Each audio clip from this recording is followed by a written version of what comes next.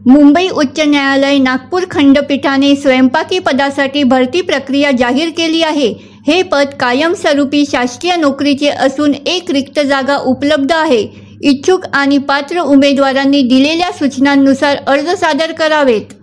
ही निवड यादी प्रसिद्धीच्या दिनांकापासून 2 वर्षांसाठी वैध राहील। सदर पदाचे वेतन S3 म्हणजे 16,600 रुपये ते 52,400 रुपये राहील। अधिक नियमानुसार देय भत्ते देण्यात येतील।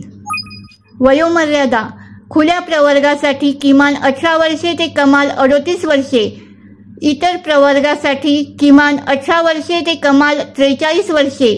न्यायालयीन व शासकीय कर्मचाऱ्यांसाठी कमाल वयोमर्यादा लागू नाही।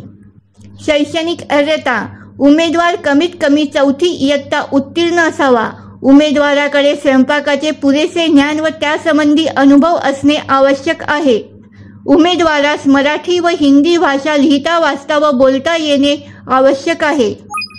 अर्ज सादर करण्याचा कालावधी पात्र उमेदवारांनी 3 मे 2025 रोजी संध्याकाळी 5 वाजेपर्यंत किंवा त्याआधी पोहोचेल या बेताने त्यांचे अर्ज आवश्यक प्रमाणपत्रांच्या साक्षांकित प्रतीसह खालील पत्त्यावर फक्त स्पीड पोस्ट किंवा रजिस्टर्ड पोस्टाद्वारे पाठवावेत।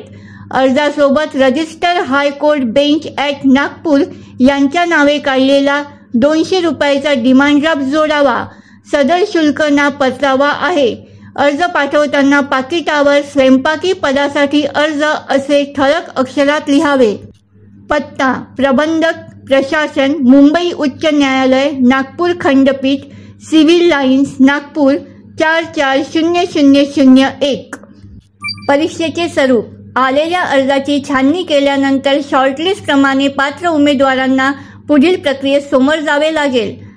स्वयंपाकाची प्रात्यक्षिक परीक्षा गुण 30, शारीरिक क्षमता चाचणी गुण 10, तोंडी मुलाखत गुण 10, निवड प्रक्रियेचे एकूण गुण 50। स्वयंपाकाच्या प्रात्यक्षिक परीक्षेत अनुत्तीर्ण झाल्यास उमेदवारांचा उर्वरित परीक्षेसाठी विचार केला जाणार नाही। परीक्षेचे प्रवेश प्रमाणपत्र पोस्टाद्वारे किंवा ईमेलद्वारे पाठवण्यात येईल।